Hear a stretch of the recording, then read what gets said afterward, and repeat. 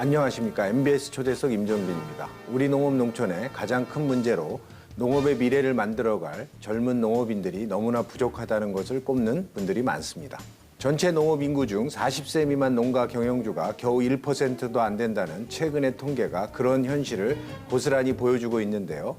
그런데 반짝이는 아이디어로 농식품 산업에 도전하여 청년 창업농으로 농업계에서 새로운 희망을 쏘아 올린 젊은 CEO가 있습니다. 그린노드 김지용 대표와 함께 하겠습니다.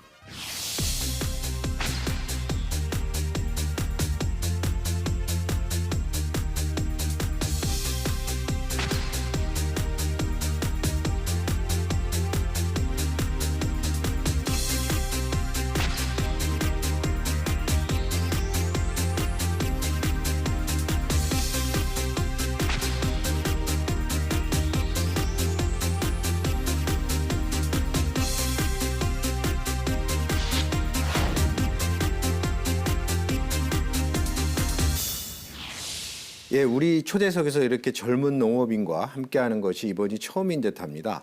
우리 그린노드 김지용 대표님 오늘 나와주셔서 반갑습니다. 예, 초대해 주셔서 감사합니다. 예, 요즘 우리 대한민국에서 가장 바쁜 청년 창업농 중 한 분으로 꼽히시더라고요. 특히 직접 만드신 이 작두콩 음료로 대박을 터뜨렸다고 들었는데요.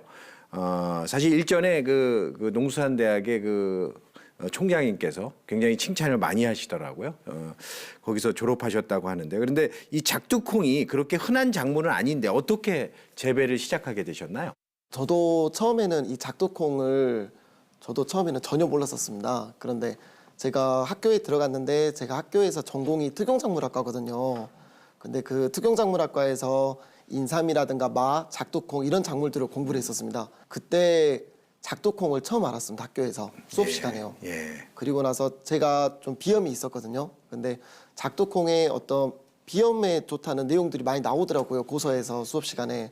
그래서 좀 더 관심을 갖게 됐고 그때부터 좀 더 집중적으로 좀 공부를 했던 것 같습니다. 예. 근데 그 작두콩이 주로 어디서 재배가 되는 거로 나오나요? 주로 지금 전남하고 장흥하고 화순에서 지금 많이 재배가 되고 있습니다. 그렇군요. 근데 일반적으로 콩음료 하면 이 고소한 두유류를 생각하기 쉬운데요. 네, 우리 네. 뭐 배지밀이나 이런 네. 두유류요. 근데 이제 김 대표께서 개발한 음료는 오히려 커피에 가까운 형태라고 들었거든요. 그래서 이 발상이 참 기발하다는 생각이 들었습니다. 어떻게 해서 이거를 만들게 되셨나요? 제가 막 열심히 연구하고 이런 건 아니었던 것 같고요. 그때 학교 다닐 때였습니다. 이제 이 작두콩을 보면 본초비오라는 그 의서가 있거든요. 그 본초비오 의서에서 이 작두콩을 태워서 먹으면 좋다라는 그런 기록이 있습니다. 그래서 그 기록을 보고 태운다는 게 어떻게 보면 저희 로스팅이잖아요. 그래서 저도 그거를 로스팅을 해봤고 로스팅을 해서 마셔보니까 좀 쌉싸름 아메리카노 풍미가 있었습니다. 그래서 그 이후부터 좀 계속적으로 그렇게 실험을 했었습니다.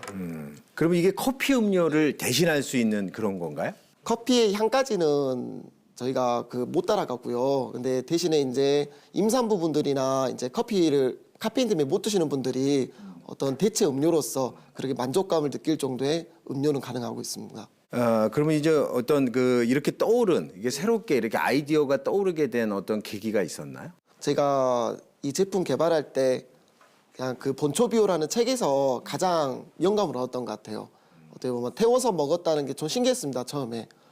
보통 일반적으로는 태워서 잘 안 먹잖아요.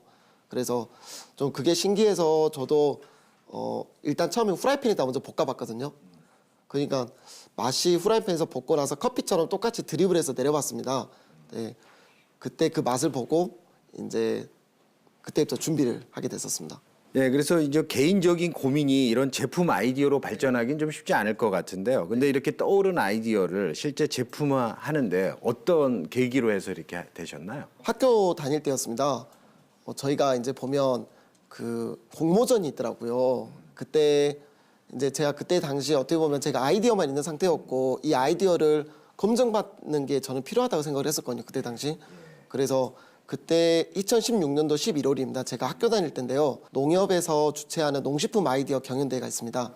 거기에 출품을 했었고 그때 이제 어떻게 보면 기존에 이제 사업하시는 분들이 대부분들 나오시잖아요. 경연대회에. 예. 그때 어떻게 보면 농협에서 아이디어만 있는 상태에서 그 최우수상이라는 큰 상을 한번 주셨어요. 네, 그때 어떻게 보면 좀 자신감 좀 얻었던 것 같습니다. 이 아이디어가 좀 시장에 나갔을 때 그런 전문가분들 앞에서 가능성을 인정받았다는 게 이게 좀 기분이 많이 좋더라고요. 그때 처음에요. 경진대회를 나갈 때는 그냥 상품화가 돼서 나간 건 아니에요. 아닙니다. 아이디어만 갖고 제품이 없는 상태에서 나갔었어요. 그렇군요. 그러면 이제 작두콩 커피 또 커피 맛이 나는 작두콩 사실은 이게 어떤 맛일지 솔직히 저는 상상이 잘 가지 않는데요. 네. 처음 맛본 사람들의 반응은 어땠을까요? 제가 이거를 경연대회가 끝나고요. 이게 어떻게 보면 지금 교수님께서 말씀하신 게 가장 저도 궁금했습니다. 그래서 과연 이 제품을 일반인들이 마셨을 때 어떤 반응이 나올까? 그게 가장 저도 궁금했거든요. 그래서 저희 학교에 있는 후배들한테 제가 부탁을 했어요. 하루만 도와주라고. 그래서 그 동생들을 데리고 제가 서울 광화문에 사람이 많다 하더라고요. 그래서 광화문에 와서 한 반나절 시음을 했던 것 같습니다. 설문도 해보고 그때 정말 많은 사람들 진짜 한 1,000명 이상 그렇게 제 거를 마시고 가셨거든요. 시음을 예, 했군요. 제가 그냥 무작정 시음을 한번 해봤어요. 거리에서. 그러셨군요. 네, 그때 들었던 말들 중에서 이제 저희 제품이 호불호가 있더라고요. 또 어떤 분은 이제 너무 커피에 대한 기대감 때문에 이건 좀 아닌 것 같다. 또 어떤 분 같은 경우에는 너무 좀 자기 본인한테 입맛에 맞으신 분들도 계시고요. 그래서 그러게요. 그때 그 일을 계기로 계속 시음회를 다녔습니다. 그러면서 이 제품에 대해서 어떻게 보면 고객들을 찾았고 제 제품이 어떤 층, 어떤 연령대 거기에 맞는지 그를 계속적으로 연구를 했던 것 같습니다. 그러면 그런 시음도 하고 계속 테스트도 하고 하시면서 그래서 최종적으로는 어떤 소비자와 또 어떤 맛과 이런 거는 최종적으로 이렇게 만들어야 되겠다 한 결과는 뭐가 있으신가요? 처음에는 이거 작두콩도 커피하고 비슷하더라고요. 로스팅을 어느 정도 하냐에 따라서 쓴맛이 더 나기도 하고 덜 나기도 하고 그리고 콩 비린 맛이 나기도 하고요. 그래서 로스팅을 단계별로 이제 시음을 했었고요. 그러던 과정에서 최종적으로는 이제 지금 현재 그 소비자의 기호에 가장 맞는 로스팅으로 좀 이제 쓴맛이 좀 더 가미된 그런 로스팅을 하고 있습니다. 그리고 이제 고객들 같은 경우에는 저희가 40대, 50대 여성분들한테 좀 선호도가 높습니다. 그리고 특히나 더 이제 들어가 보면 임산부분들이 많이 선호하시더라고요. 아무래도 카페인 때문에 커피를 못 드시는 경우가 많으신 것 같더라고요. 네. 근데 40대, 50대 여성분들이 선호하시는 그 큰 이유는 뭐라고? 가장 큰 이유가 어떻게 보면 건강상의 이유였던 것 같아요. 네, 기능적인 그런 기대감 있잖아요. 작두콩에 대한 그런 이유에서 어떻게 보면 일반 커피하고는 다르게 어떻게 기능적인 부분에 대한 그런 기대감 때문에 더 선호하지 않으셨나 지금 그렇게 판단하고 있습니다. 그리고 또 앞전에는 비염에 좋다 이런 얘기를 하셨잖아요. 작두콩이요. 그럼 이제 비염에 좋은 비염이 좀 그러니까 코나 이런 쪽에 이비인후과 쪽으로 문제 있으신 분들이 찾고 그런가요? 작두콩이요. 비염에 좋다고 알려져서 그렇게 소비자분들이 많이들 사셨어요. 지금도 사 드시고. 근데 아쉬웠던 부분이 비염에는 좋다고 하는데 국내에 자료가 없었습니다. 그래서 저희가 제 욕심이었습니다. 저도 이제 시음회를 나가잖아요. 그럼 소비자분들이 물어보세요. 이게 어디에 좋냐고. 근데 제가 비염에 좋다고 말하기가 너무 부끄러운 거예요. 데이터도 없고요. 그래서 사업을 시작하면서 여기에 대해서 좀 많이 집중을 했던 것 같아요. 실제 이 작두콩을 로스팅했을 때 뭐 항산화라든가 그리고 이 항산화의 데이터를 기반으로 실제 비염에 좋은지 이걸 쥐실험을 통해서 지금 진행을 하고 있고 거의 마무리 단계에 왔거든요. 그래서 좀 더 저는 하고 싶은 게 좀 더 객관적인 데이터를 소비자분들께 제공을 해드리고 싶어요. 지금 그래서 더욱더 준비하고 있습니다.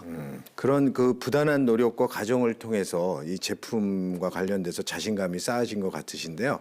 그렇다면 이렇게 본격적으로 제품이 생산되기까지의 굉장히 어려움이 또 많았을 텐데 가장 어려움이 컸던 건 어떤 분야였습니까? 제일 어려웠던 부분은요. 자금이었던 것 같습니다. 자금이요? 네. 재정, 돈. 네. 아무래도 이제 저 같은 경우는 이제 농업에 대한 기반이 부족하다 보니까 이제 가공을 선택을 했는데요. 학교 다니면서 가공도 하려고 보니까 이게 만만치가 않더라고요. 공장도 있어야 되고 부지도 있어야 되고 근데 현실적으로 저한테는 어려운 부분이었습니다. 그거는. 그래서 OEM을 알아봤어요. 저희가 이제 위탁 가공을 하잖아요. 근데 OEM 하는 곳에서는 저는 그때 아무것도 몰랐습니다. 한 번 OEM을 맡기면 이게 양이 막 3만 개, 5만 개 이렇게 빼야 된대요. 그 양을 많은 양을 요구를 하더라고요. 많은 양을 안 하면 발주를 네. 안 하면 안 해주는군요. 네, 예. 심지어는 너무 비싸거나 가공 예. 비용이. 그래서 그때 좀 경연대회가 끝나고 뭔가 자신감이 있는 상태에서 좀 많이 좌절했었던 것 같아요. 그때 마침 저희가 이제 지원 사업을 제가 내놓은 게 있었거든요. 예. 중소벤처기업부에 이제 창업 지원 사업을 내놨는데 제가 떨어졌었어요. 근데 제가 대출을 알아보러 다니는 과정에서 그게 됐다고 제가 후순위로 선정이 됐다고 연락이 오더라고요.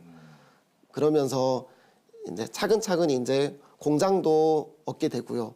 임대로 제가 빌려서 그래서 그 창업 지원 사업을 통해서 기계도 사다 드리고 농림부에서 운영하는 국가식품 클러스터를 해서 공장도 임대해서 사용하게 되고 좀 돈 때문에 많이 힘들긴 했지만 조금씩 알아보는 과정에서 좀 해결해 나갔던 것 같습니다. 우선은 처음 시작하실 때 이제 재정적인 그건 뭐 어느 사업가나 느끼는 것 같고요. 근데 네. 하여튼 이 청년 창업농에 대해서 어떤 여러 지원과 혜택이 정부로부터 이루어지는 걸 잘 활용하신 것 같네요. 네, 좀 아무래도 제가 아쉬웠다 보니까 열심히 알아보고 다녀서 그렇게 좀 잘 활용을 했던 것 같아요. 저도 그래서 제 후배분들한테 많이 좀 권유를 하거든요. 대부분들이 이제 뭐 아이디어만 있는 상태라든가 기반이 없는 상태에서 저도 후배들한테 많이 권유를 하고 요즘 보면 이런 사업들이 정말 많은 것 같아요. 제가 제 상황에 맞는 그런 사업들을 잘 선택을 해서 집중을 하면 좋은 결과가 있더라고요, 항상. 저 같은 경우는 그래도 좀 잘 활용을 했던 케이스 같습니다. 그러면 이제 아까 중소벤처기업부의 창업 지원 사업은 주로 재정을 지원해 주나요? 자금을요? 네, 얼마나? 창업 그때 당시 제가 5천만 원을 지원받았던 것 같습니다. 5천만 원이라는 게 보조인가요? 아니면 융자인가요? 아, 지원으로.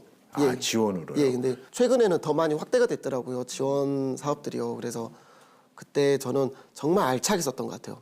너무 좋은 타이밍에 너무 알차게 썼었어요. 그다음에 농식품부의 식품 클러스터는 뭐 부지나 공장을 임대해 주는 건가요? 네, 저같이 이제 공장이 없는 이제 벤처 창업이죠. 그런 케이스들에게 임대용 공장을 지금 제공을 해주고 있습니다. 그러면 이제 요새는 이제 아이디어가 있고 창의성만 있으면 네. 사실은 그런 정부 지원이나 이런 걸 통해서 이렇게 우리 김 대표 같이 이게 창업을 할 수 있는 길은 있는 거군요. 저는 충분히 많이 열려 있다고 생각해요. 너무 좋은 길이 열려 있고 조금만 더 열심히 하면 본인이 선택을 하고 관심을 갖고 좀만 발로 뛴다면 충분히 창업할 수 있는데 저희 현재 우리나라 기반이 너무 잘 조성이 돼 있는 것 같습니다. 현재 그러면 네. 식품 클러스터에 지금 입주돼 있는 공장, 네. 지금 김 대표께서 이렇게 운영하시는 거에서는 양적으로는 얼마나 생산되고 또 네. 금액적으로는 얼마나 판매되고 요거에 대해서 좀 정보를 주시면 우리 시청자 여러분이나 우리 청년 농업인이 좀 될 네. 사람들한테 큰 도움이 될 것 같네요. 어떻게 보면 좀 부끄러운 대답일 수도 있고요. 제가 지금 사업을 시작한 지 한 1년 5개월이 됐습니다. 그래서 아직은 어떻게 보면 정말 스타트업 단계입니다. 그래서 1년 5개월. 네. 매출을 보면 이제 작년에는 이제 제가 2018년에 이렇게 1년 사업을 쭉 했었는데요. 그때 매출이 2억 5천 정도 저희가 매출을 올렸어요.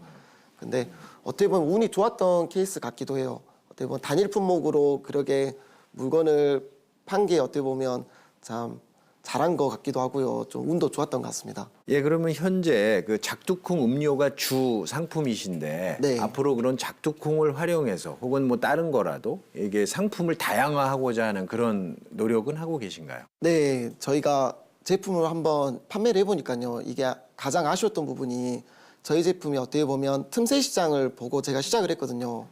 이제 경쟁은 어떻게 보면 거의 없지만 틈새 시장으로 시작을 했는데 어떻게 보면 시장이 너무 좁았어요.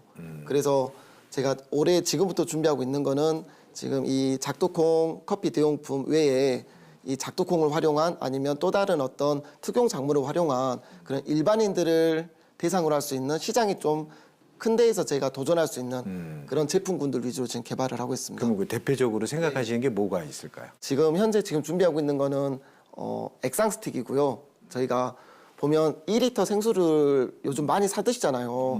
1인 가구, 2인 가구 어떻게 보면 노인 가구 분들도 2리터 생수를 많이 인터넷에서 사서 많이들 드시더라고요. 네, 생수요. 예. 근데 그 2리터 생수를 그냥 맹물 마시기 좀 밋밋하지 않습니까? 그래서 저희는 액상 스틱에다가 어떻게 보면 차 농축액을 담아서 2리터 생수에 담으면 바로 그게 보리차, 우엉차, 작두콩차가 될 수 있게 그래서 지금 좀 제품군을 준비하고 있습니다. 그러니까 생수에 지금 액상 뭐를 넣으면은 그 자체로 네. 무슨 2리터, 음료가 될 수 있도록요. 2리터 차가 될 수 있게 그렇군요. 준비하고 그런 걸 있습니다. 하고 네. 있군요. 그다음에 또 하나 궁금한 것은 이제 작두콩 음료를 지금 판매하는 방식인데요. 네. 그 어떤 식으로 지금 판매를 하고 계신가요? 작년에 처음에 이걸 할 때는 온라인에서만 했었습니다. 제 개인 온라인에서만. 근데 이게 시간이 지나다 보니까 팔로가 조금씩 생기더라고요. 그래서 지금 현재는 하나로마트하고 그리고 인천공항 면세점 그리고 전주 한옥마을에서 지금 제품을 지금 저희 완제품이죠. 완제품을 판매하고 있습니다. 조금 제가 또 욕심을 좀 더 낸 부분도 있었어요. 이 작두콩 커피가 저희 일반 커피숍에 가면 기계에서 커피를 내리잖아요. 그러면 에스프레소를 내려서 라떼도 되고 카라멜 마키아토도 만들고 뭐 아포카토도 만들어내는데요. 이 작두콩 커피도 그게 다 재현해낼 수 있거든요. 일반 커피처럼. 그렇군요. 그래서 올해부터는 충북 청주에서 저희가 이 작두콩 커피를 메인으로 해서 저희가 직접 커피숍을 운영을 하고 있습니다. 그래서 지금 현재요? 네. 그래서 소비자분들한테 어떻게 보면 온라인에서만 만나다가 직접 소비자분들을 저희 거를 제공해 드리고 피드백도 받고 그런 공간을 갖게 돼서 지금 훨씬 나은 것 같아요. 그러니까 온라인으로 판매를 주로 하시다가 지금 이제 오프라인으로 갔군요. 네. 하루에 뭐 손님이 얼마나? 아직 이제 오픈한 지 한 2달 됐고요. 아직은 많이 미미한데 그래도 꾸준히 지금 홍보하고 있습니다. 네. 그러시군요.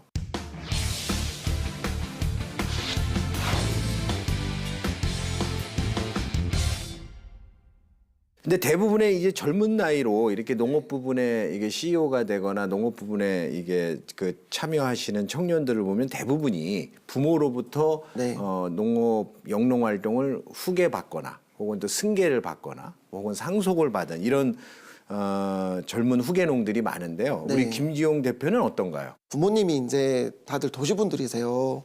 그래서 농업에 대한 기반도 이제 전혀 없었고요. 그리고 전 농업에 대한 기반이 가장 큰 게 사람이라 보거든요.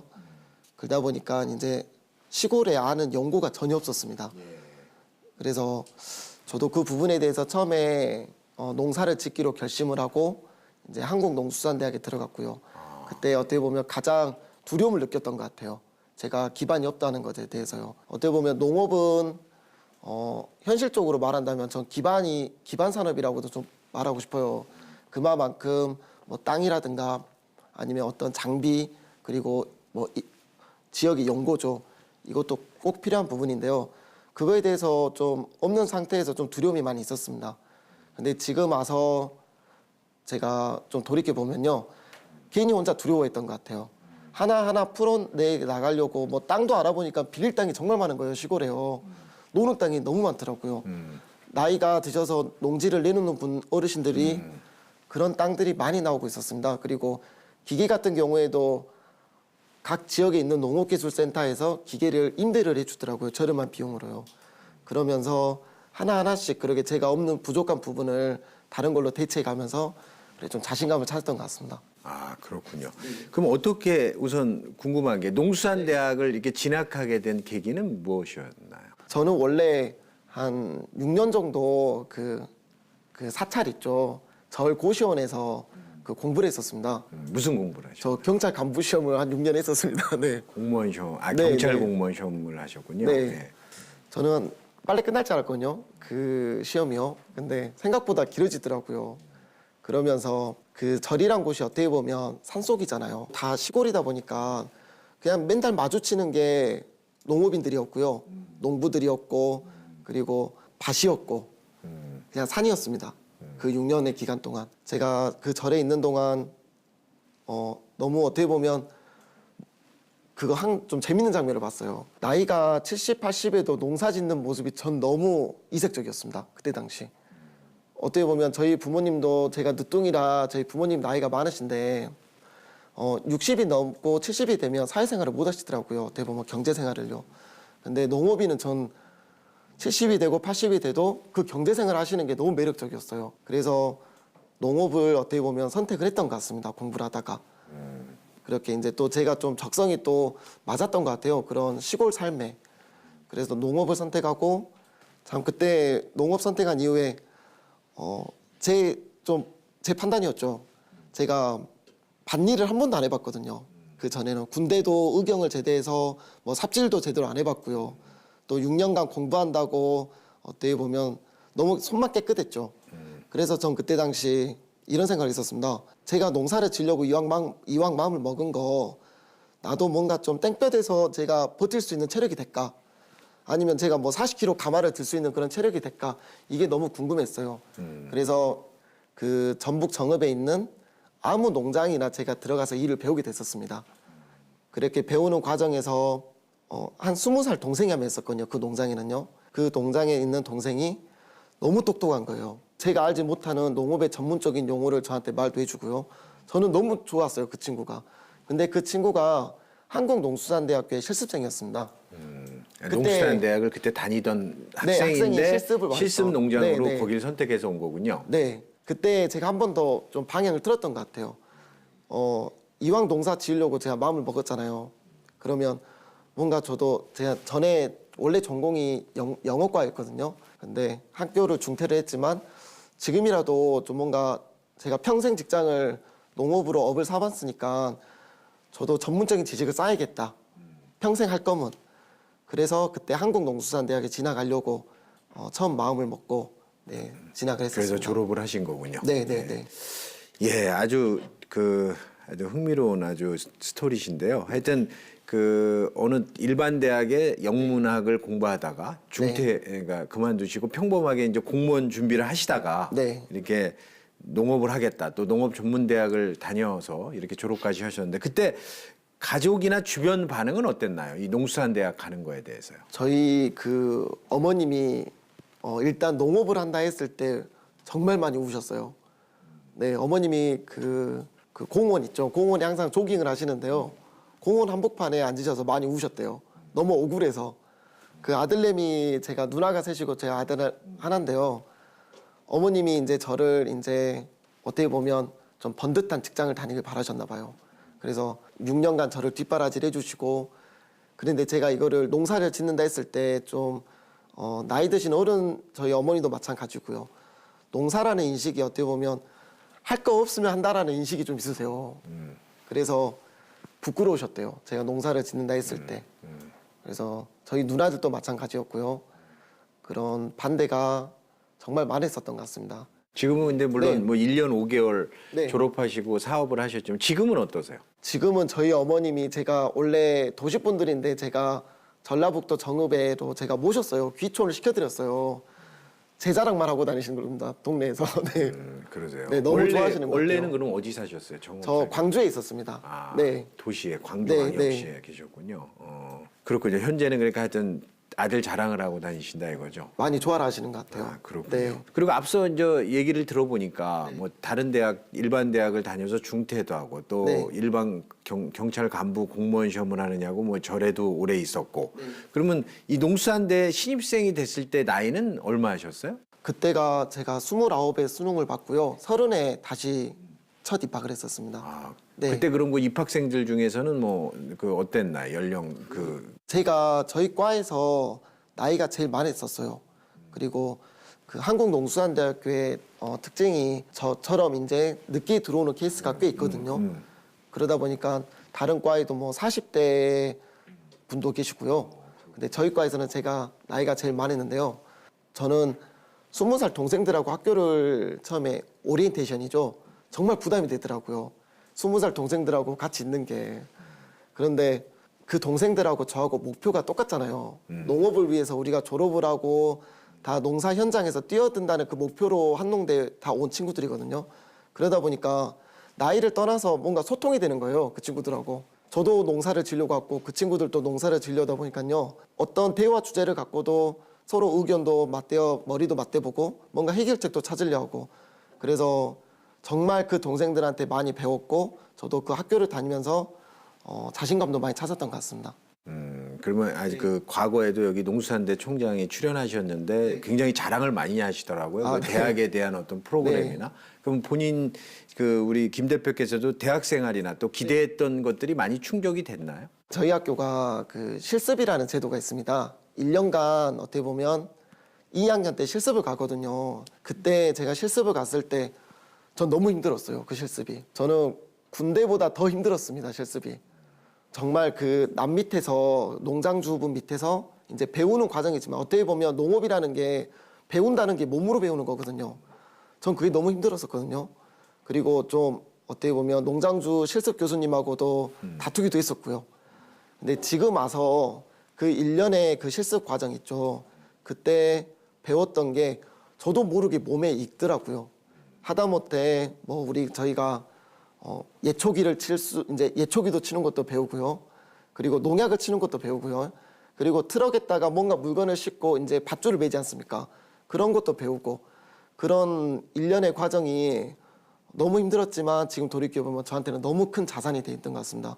그래서 저는 한국농수산대학에서 보면 그런 커리큘럼이죠. 2학년 때 실습을 가는 과정이 좀 힘든 과정이긴 하지만 정말 매력적인 과정이라고 저는 지금 생각하고 있습니다. 야, 대학 생활에서 기억에 남는 일이나 뭐 에피소드가 있으면 한마디 말씀해 주시죠. 학교에서 제가 나이가 이제 과에서 있다 보니까요. 이제 동생들을 데리고 뭔가를 만들어서 한번 해봐야겠다라는 그런 생각이 있었습니다. 그래서 그때 제가 저희 과 자체가 특용작물학과다 보니까요. 어떤 인삼이라든가 어떤 산채 있죠. 곰취라든가 그런 산채를 가지고 제가 발효액을 이제 만들어서 어떻게 보면 효소죠. 발효액을 이용한 효소를 만들어서 효소 동아리를 한번 만들었습니다. 그래서 이제 시골에 가다 보면 그때 당시도 지금도 마찬가지지만 발효액에 대한 그런 관심들이 많으시더라고요. 그래서 시골에 돌아다니면서 이제 동네 어르신들한테 산 속에 있는 어떻게 보면 저희가 먹을 수 있는 잡초 있죠. 식용할 수 있는 잡초라든가 산채를 가지고 효소를 만드는 거를 제가 시연을 하고 다녔었습니다. 그때가 생각해 보면 너무 재밌었던 것 같아요. 아, 그렇군요. 같이 어울리면서 뭐 제가 강원도를 그때 처음 가봤거든요. 강원도도 가보고 여기저기를 다니면서 막 참 즐거웠던 기억이 그러니까 있습니다. 효소가 주로 이제 발효를 해서 만드는 건데 이제 원재료가 여러 종류가 있는데 주로 산채나 특용작물을 갖고 하셨군요. 네. 그리고 뭐 앞으로 그것도 뭐 상품화하고 이런 것도 굉장히 의미가 있을 것 같은데요. 근데 제가 전문적인 지식이 부족해서 효소 쪽으로 발효 쪽으로 그렇군요. 네. 예, 하여튼 그 대부분의 우리 한국에 있는 청년들이 이 농업을 직업으로 갖는 거에 대해서 굉장히 회의적이고 비관적인 그 마음을 갖는데 이렇게 우리 김지용 대표께서 농업의 무한한 가능성을 보고 또 본인의 꿈을 실현하기 위해서 열심히 하는 모습을 보니까 정말 제가 볼 때도 자랑스럽고 굉장히 좋게 보이는데요. 근데 그러한 앞으로 이런 그 농업이 앞으로 가능성이 있고 또 본인 스스로도 본인이 하는 일이 앞으로의 전망 을 어떻게 보고 계신가요? 제가 농촌에서 아무래도 있으면서 가장 크게 느낀 점은요. 저희 뉴스에도 많이 나오더라고요. 농촌 소멸이라는 얘기가 많이 나오더라고요. 농촌 소멸. 그게 정말 저는 직면했다고 보고 있어요. 저희 동네만 하더라도 이제 제가 올해 나이가 36인데요. 40대 미만이 저 혼자밖에 없습니다. 저희 동네만 하더라도요. 그리고 지금 나이 드신 분들이 70대, 80대 어르신들도 계속 농지를 내놓고 계시거든요. 그런 걸 보다 보면요. 저는 오히려 이 공간이 위기 지역이긴 하지만 저에게는 블루오션이라고 저는 판단하고 있습니다. 그만큼 제가 어떻게 보면 도시에서 출퇴근 시간에 치이고 뭔가 좀 그런 경쟁 사회보다 도시의 경쟁 사회보다 도시에서 열을 노력하는 것보다 농촌에서 제가 일을 노력했을 때 그거에 돌아오는 대가가 저는 훨씬 크다고 보고 있어요. 그래서 전 앞으로 이 농업에 관심이 있고 농촌에서 뭔가를 하려고 하는 그런 친구들이 있다면 저는 이 농업 농촌도 전 블루오션이라고 저는 꼭 전해주고 싶습니다. 아, 그렇군요. 그 이제 하여튼 청년 CEO로 이렇게 창업을 할 때 아까 뭐 정부로부터 지원도 받고 또 본인이 또 보니까 이게 도움 받을 때가 있다고 본인이 이렇게 해안을 갖고 잘 하신 것 같은데 그래도 이게 뭔가 창업을 한다는 거는 굉장히 위험 요소가 많잖아요. 네. 그러니까 앞으로 이렇게 창업을 하는 그 CEO들에게 특히 농업 부분에 이런 분들이 반드시 좀 고려해야 될 거, 혹은 또 짚고 넘어갈 거 이런 건 좀 반드시 좀 점검을 하고 창업을 해라. 요런 말이 할 말이 있으시면 한번 말씀해 주시죠. 저도 저희 학교 어떻게 보면 동기면서 후배분들한테 항상 하는 말이 있습니다. 저희 농업인은 이제 농업인 대출이라는 제도가 있습니다. 대출이라는 그 큰 돈을 사용함에 있어서 전 정말 신중을 기하라고 하거든요. 저희 대출은 꿔주는 거니까. 예, 갚아야 되는 거니까. 예. 근데 농업이라는 게 비닐하우스를 지어야 될 수도 있고 어떻게 보면 트랙터를 사야 될 수도 있고요. 아니면 어떤 뭔가 큰 땅을 또 사야 될 수도 있고 한데요. 제가 해보니까요. 땅도 빌릴 땅이 많이 있고 기계도 빌릴 수가 있고 하우스도 빌릴 수가 있더라고요.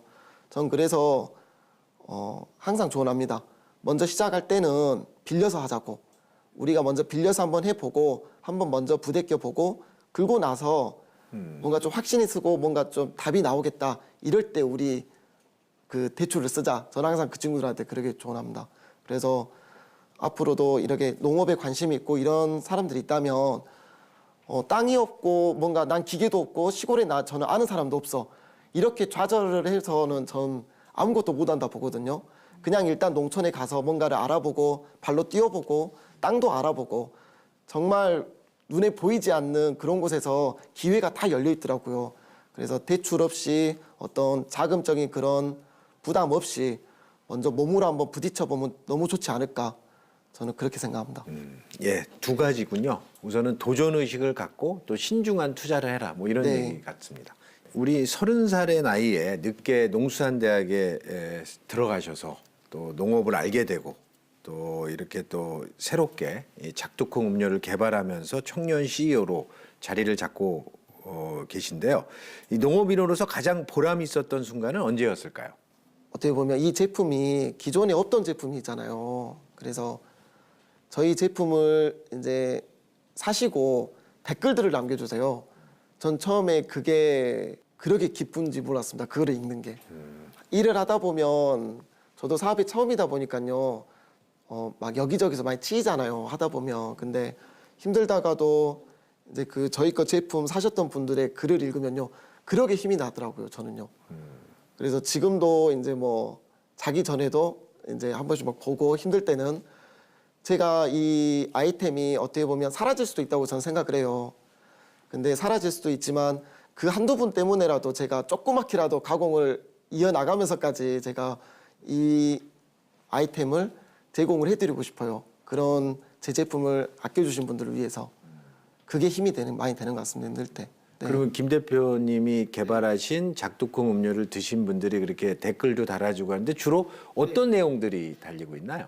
커피하고 이제 비슷하단 말 그런 분들이 이제 많으시고요. 가장 기분 좋은 말은 만들어줘서 이거 고맙다 하시는 분들. 그렇습니까? 그런 분들이 종종 계시더라고요. 그래서 이제 그리고 아들이 이제 뭐 제 와이프라든가 이렇게 임신한 상태에서 커피를 못 먹는데 저희 거를 이제 줬을 때 이제 뭐 좋아하시는 분들 그런 여러 형태의 댓글들이 보면 참 재밌고 제가 이거 사업 시작하길 잘한 것 같습니다. 네. 그렇군요.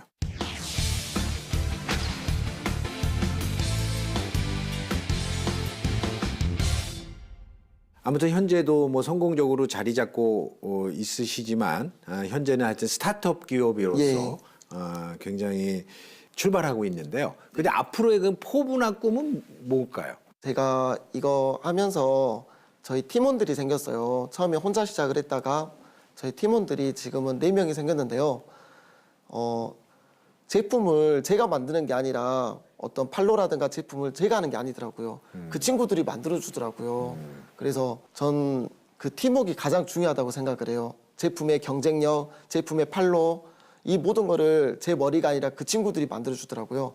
그래서 저는 이 그린로드라는 회사가 정말 사람 중심의 회사가 됐으면 좋겠어요. 지금도 그렇게 노력을 하고 있지만요. 그래서 앞으로는 제 소소한 꿈입니다. 제가 농지를 사서 거기다 공장을 올리고 저는 목욕탕도 두고 싶고요. 안마사도 두고 싶고요. 그리고 그 친구들이 지금 저는 저희 회사가 퇴직이 없었으면 좋겠어요. 농업이라는 게 어떻게 보면 70, 80에도 농사를 지을 수 있잖아요.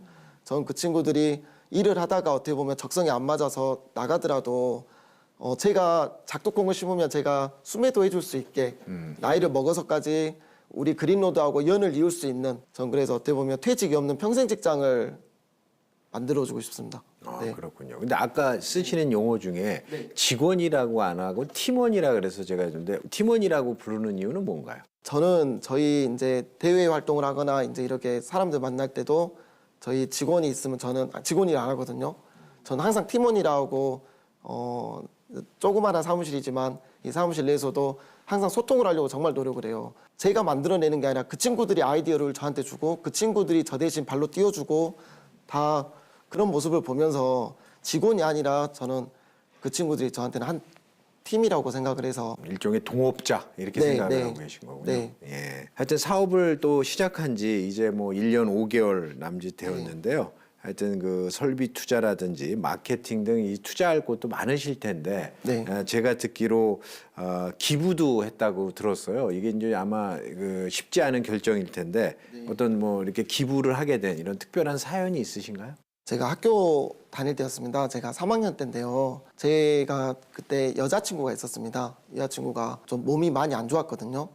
그래서 학교를 끝나고 한 번에 이제 그 여자친구 집에 갔는데 혼자 살고 있었어요.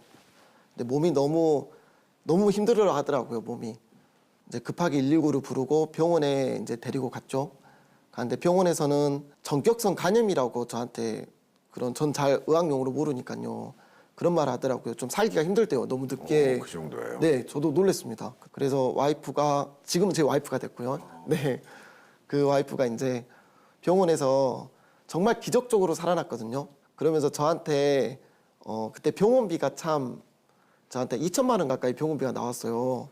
그래서 이제 살아났던 그 기쁨도 어떻게 보면 저한테는 잠시였던 것 같아요. 저한테 병원에서 이제 병원비를 말하는데 저는 제가 해결하고 싶었습니다. 그 병원비를. 근데 저는 학생이라 돈이 없었고요. 그래서 제가 아까 처음에 말씀드렸지만 그 농식품 아이디어 경연대회 있죠. 그거를 병원에서 이제 면접 평가를 남겨놓고 있었습니다. 1등을 하면 2천만 원, 2등을 하면 1천만 원이었거든요. 그 상금이요. 그래서 이제 와이프 6인실을 썼는데 병실에 누워있고 저는 간이침대에서 발표 연습을 했죠. 무조건 1등을 해야 됐었습니다. 그때 2천만 원이면 정말 딱 정확히 해결할 수 있는 금액. 근데 제가 2등을 했거든요. 그 경연대회에서.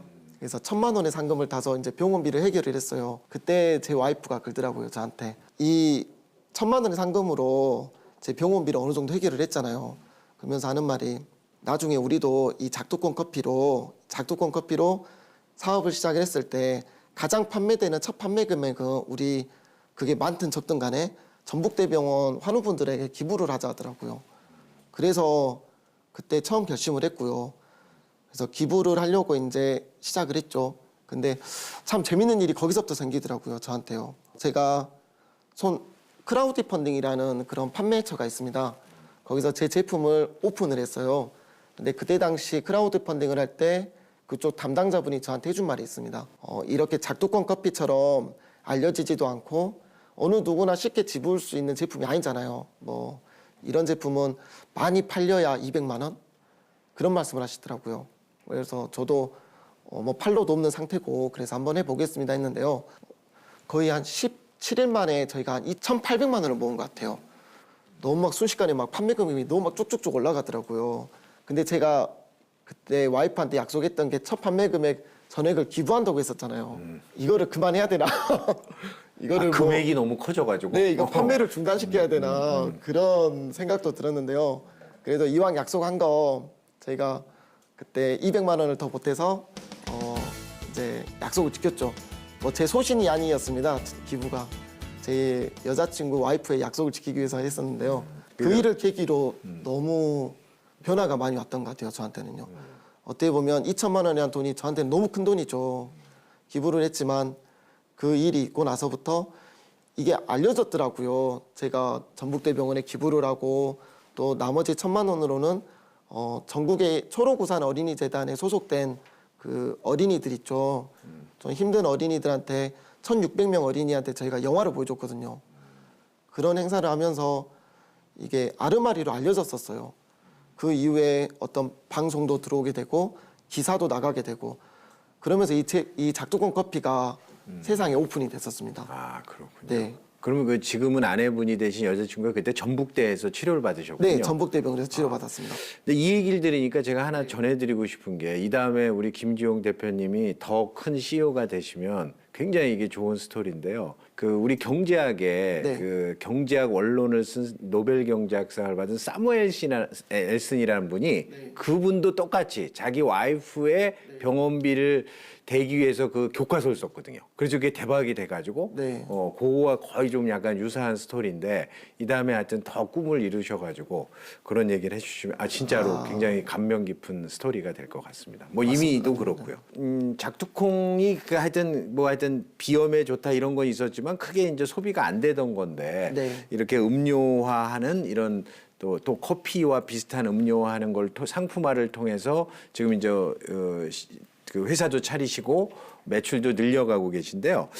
그러면 어떻게 조달하고 계신가요? 그 원료 농산물을요? 처음에 이 제품 개발하고 나서 가장 애로사항이 저는 원료였습니다. 이게 일반적인 그런 작물이 아니잖아요.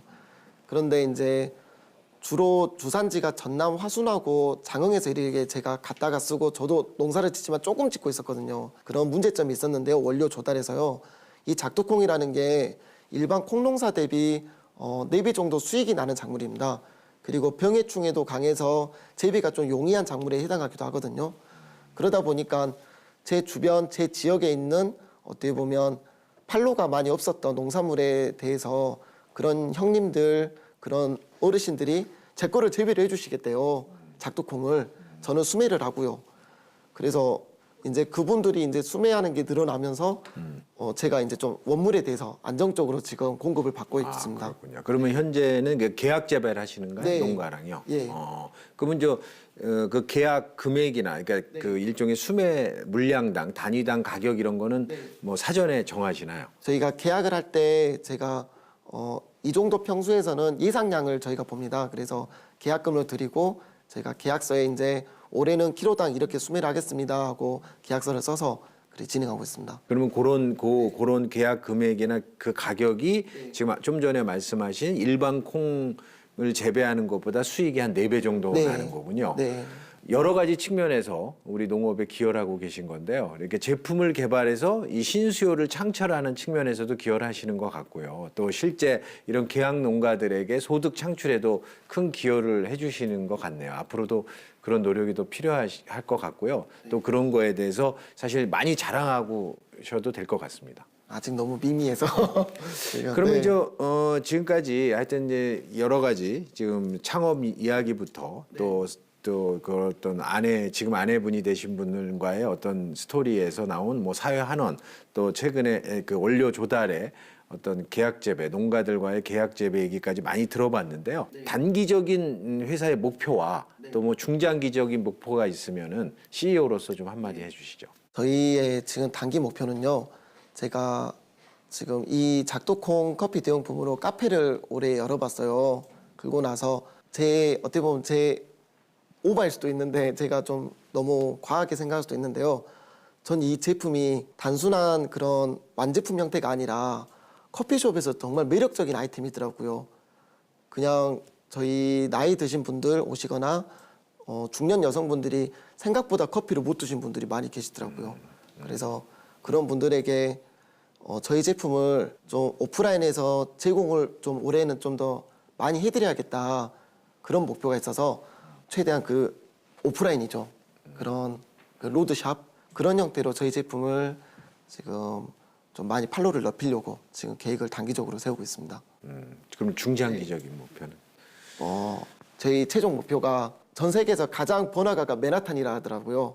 저 맨하탄에 뉴욕 맨하탄에 저희 매장을 하나 내고 싶습니다. 네, 그게 제 최종 목표입니다. 네. 거기 뭐 하여튼 브로드웨이에서 네. 연극도 보고 뮤지컬도 보고 네. 우리 김 대표님네 카페에서 작두콩 그 음료를 들면은 뭐 아주 굉장히 제가 상상만 해도 기쁘네요. 네. 그리고 또 하나는 이제 이게 작두콩 커피가 만약에 그렇게 그 선호가 된다면 일반 커피숍에서도 쓸 수 있는 거 아닌가요? 그런 노력은 안 해보셨나요? 제가 홍보가 참 많이 부족해요. 홍보 그런 기술도 없고요. 그래서 솔직히 아직은 노력을 안 했지만 올해부터는 뭔가 좀 움직여 보려고 홍보를 일반 커피숍에서 저희 제품을 쓸 수 있게 좀 그런 홍보를 이제부터 지금 준비하고 있습니다. 왜냐하면 일반적으로 그러니까 커피에는 카페인이 있잖아요. 네. 그래서 이제 디카페, 그러니까 카페인이 없는 거를 하는 거를 찾는 사람이 한 10% 정도 된다 그러더라고요. 네. 그러니까 이게 아마도 제 생각에 네. 그 작두콩 음료는 아마 카페인이 당연히 없을 테니까 그런 거를 찾는 분들한테 굉장히 어필할 수 있는 아주 이게 호소력 있게 다가갈 수 있는 굉장히 좋은 제품일 것 같아서 하여튼 그런 마케팅 노력이 좀 한다면 네. 굉장히 좀 성과가 있지 않을까 생각이 됩니다. 그럼 마지막으로 우리 농업에 관심을 갖고 있는 이제 청년들 또 최근에 또 사실 그 뭐죠 세계적인 투자가인 짐 노조스 같은 사람이 앞으로 이제 농업이 유망하다 뭐 이런 얘기도 해서 국내에도 많이 알려졌기 때문에 네. 최근에 이제 청년들이 또 농업에 관심을 갖는 사람도 조금은 증가하는 것 같습니다. 그래서 이렇게 현재 이렇게 농업에 그 발을 디뎌서 또 CEO로서 이렇게 크게 꿈을 가지시고 나가시는 선배로서 앞으로 그 농업에 좀 관심을 갖는 청년들이나 또 우리 요 시청자 여러분들에게 한 말씀 해주시죠. 네, 저도 마찬가지였고요. 농사, 농촌 생각하면 항상 머릿속에 떠오르는 게 트랙터, 비닐하우스, 뭐 삽질 이런 거를 많이 저도 마찬가지였고요. 그런 걸 떠올리시더라고요. 근데 제가 한번 제 이야기를 잠깐 들려드리면요. 저희 학교가 2학년 때 실습을 갔잖아요. 그때 저랑 한 동생하고 강원도에 사는 동생입니다. 그 동생하고 같이 실습을 갔어요. 근데 그 동생이 실습비로 카메라를 한 대 사더라고요. 그래서 이제 맨날 같이 일을 하고 있으면 혼자 막 별도 찍고요, 작물도 찍고요, 동영상도 혼자 막 찍고요. 저는 참 이상한 친구라고 생각했습니다. 그 친구가. 그래서 단둘이 이제 그 농장 그 방에서 이제 얘기를 나누는데요. 저한테 그러더라고요. 자기는 졸업을 하고 우리나라 최초의 유튜버가 농사 유튜버가 되겠다고 저한테 그러더라고요. 그래서 저한테 그 친구 하는 말이 형은 뭐 되고 싶냐고 졸업하고 그러길래 저는 우리나라에서 가장 큰 경연대가 있거든요. 그 어떤 아이디어 경연대가 있는데요.